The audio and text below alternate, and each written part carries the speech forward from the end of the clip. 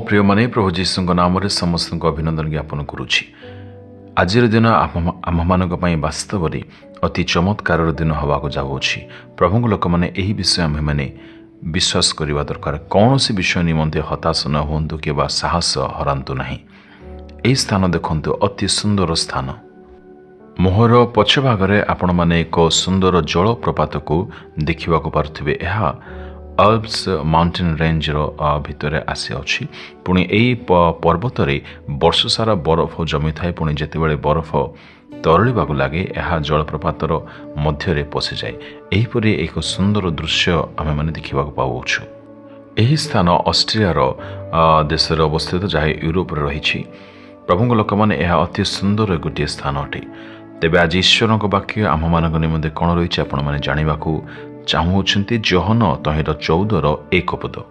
तुम्हारे हृदय उद्विग्न न हो, तुम्हें मैंने ईश्वर विश्वास कर, मो ठारे मध्य विश्वास कर। आपणक मन मध्य अंतर मध्य कौन सी गोटे विषय निमंते आपण बहुत उद्विग्न अवस्था समय निर्वाह करुछंती। अनेक समय निज स्वास्थ्य निमंते, अनेक समय निज परिवार बोझ निमंते, अनेक समय आर्थिक स्थिति निमंते कहीं ना कहीं कौन सी प्रकार आम मान जीवन में आमे माने उद्विग्न अवस्था रही जाऊँ। किंतु ईश्वर वाक्य आम मान एठारे बहुत आश्वासना सांत्वना आम मान निमंते उत्साह प्रदान कर आम मैंने पढ़िलु। तुम मान हृदय कौन सी प्रकार उद्विग्न न हो, तुम्हें मैंने ईश्वर ठारे पुणी मो ठारे मध्य संपूर्ण हृदय सहित विश्वास कर।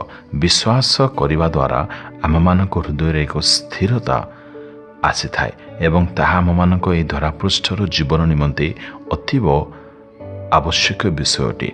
जदि आमे माने ईश्वर शक्ति ठारे प्रभु जीशु ठारे संपूर्ण भावे विश्वास करिबा नाही, तेबे आमे माने छोटिया समस्या गोटे आम मानक सम्मुख आसिले आमे माने निराश हो जिबा, आमे माने भांगी पड़िबा।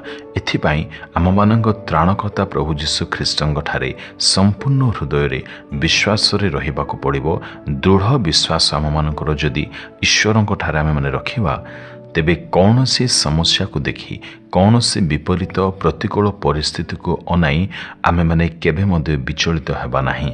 जेतु आमे माने बुझिबा को पारिबा जे ताहांक शक्ति आम मानक आज मध्य से प्रदान करिवे।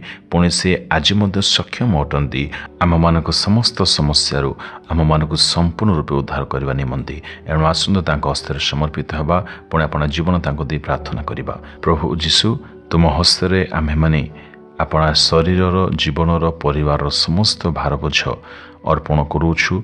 तुम ठारे विश्वास करने आम प्रत्येक को साहाय्य कर, पुणी समस्त समस्या आम मान उद्धार कर बोली यही प्रार्थना प्रिय पिता जीशुଙ୍କ नाम रे मागुछु बापा। आमेन आमेन।